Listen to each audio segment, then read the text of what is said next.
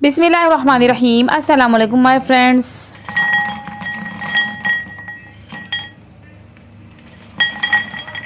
कैसे हैं आप सब? आई होप कि आप सब ठीक ठाक होंगे, खैरियत से होंगे। अल्हम्दुलिल्लाह मैं भी ठीक हूँ। और मैं आज आपके लिए जो रेसिपी शेयर कर रही हूँ वह खस्ता और करारे शक्करपारे की रेसिपी। बहुत ही ज़बरदस्त ये रेसिपी है।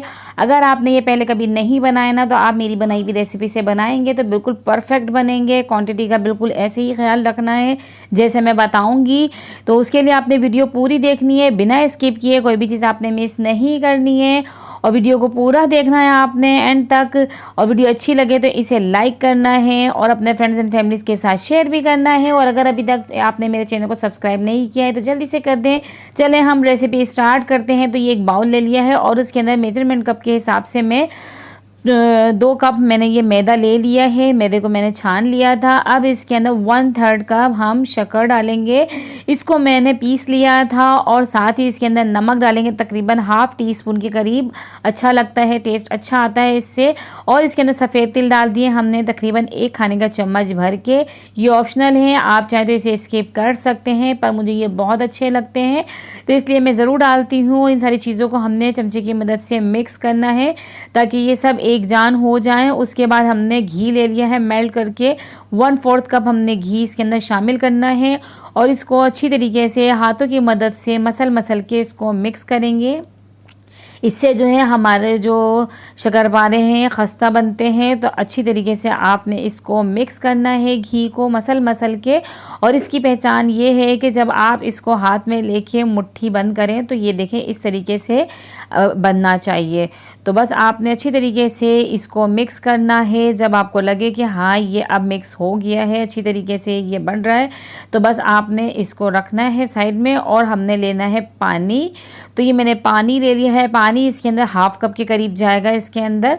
तो थोड़ा थोड़ा पानी डालेंगे और हाथों से मसल के इसको हमने अच्छी सी एक डो तैयार करनी है। हमने कोई इसके अंदर मुक्कियाँ नहीं लगानी है, बस हाथों से इसको मसल के एक डो बनानी है। तो ये आप देख सकते हैं थोड़ी सी हार्ड डो होगी, कोई सॉफ्ट आटे की डो की तरह नहीं होगी, ये थोड़ी हार्ड होगी। तो बस आपने इसी तरीके से इसको मसल के मिक्स करना है। और ये जितना जब तक आपने इसको मिक्स करना है कि जब तक ये हमारे बाउल में जितना भी हमारा मैदा है ना सारा एक डो की शक्ल इख्तियार कर ले और हमारे बाउल को छोड़ दे। ये देख सकते हैं आप हमारी डो अच्छे से ये रेडी हो गई है। तो बस हमने इसको एक साइड पे कर दिया है और अब इसको हम रख देंगे। और देखें मेरा पानी जो है थोड़ा बच गया है और 15 मिनट का हम रेस्ट देंगे। 15 मिनट के बाद हमने फिर से इसको थोड़ा सा मसलना है इस डो को अच्छी तरीके से ताकि ये मज़ीद अच्छी हो जाए। तो ये देख सकते हैं अब मैं किस तरीके से इसको मसल रही हूँ। और इसके बाद हमने इसके 2 पार्ट कर लिए हैं और इसका एक पेड़े की शक्ल दे देंगे ताकि हमारे बेलने में आसानी हो इसे। तो ये देख लें आप, मैंने इसको एक पेड़े की शक्ल दे दी है। थोड़ा बड़ा सा ये पेड़ा हमारा तैयार है। अब इसको हम काउंटर पे ले लेते हैं और थोड़ा सा इसके अंदर हम मैदा ऊपर से स्प्रिंकल करेंगे, डस्ट करेंगे ताकि हमारे ये जो है ना बेलने में आसानी हो जाए डो को। तो अब बेलन की मदद से इसको अच्छी तरीके से हमने इसको बेलना है। बहुत ज़्यादा पतला भी नहीं करेंगे और बहुत ज़्यादा मोटा भी नहीं करेंगे, बस इसको अच्छी तरीके से हमने बेलना है। और ये आप देख सकते हैं बहुत ही अच्छे बनते हैं। आपने इसको ज़रूर ट्राई करना है, बच्चे बड़े सब शौक़ से खाएंगे। या आप इसे बना के रख दें तो टी टाइम में आप इसको स्नैक के तौर पे यूज़ कर सकते हैं। बहुत ही ज़बरदस्त लगते हैं, ख़राब भी नहीं होते हैं। तो एक दफ़ा आप मेहनत करें और ये आराम से तैयार हो जाता है। ये आप देख सकते हैं कि मैंने इसको कितना मोटा इसको बेला है। और अब इसको आप नाइफ़ की मदद से या फिर आपके पास पिज़्ज़ा कटर हो तो उसकी मदद से आप इसको कट कर सकते हैं। पहले मैं इसकी साइड से जो गोलाई किए हुए ना वो सारे पार्ट हटा दूंगी, इसको एक स्क्वायर शेप में ले लूँगी। तो ये आप देख सकते हैं ये इसकी स्क्वायर शेप हो चुकी है। तो अब हमने इसको कट करना है। थोड़े छोटे छोटे ही रखेंगे, ज़्यादा बड़े अच्छे नहीं लगते हैं ये।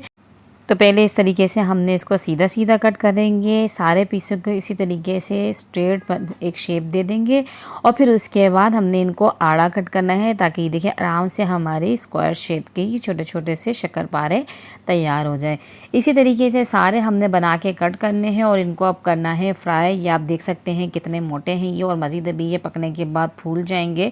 तो अब बस अब हमने इनको तेल हाथ पे ले लें या फिर आप डायरेक्ट किसी बर्तन में लेके इसको आपने ऑयल गर्म करें और उसके अंदर डालें। ऑयल बहुत ज़्यादा गर्म नहीं होना चाहिए और फ्लेम भी मीडियम टू लो होनी चाहिए ताकि ये अंदर तक अच्छी तरीके से पक जाए और खस्ता बने ये।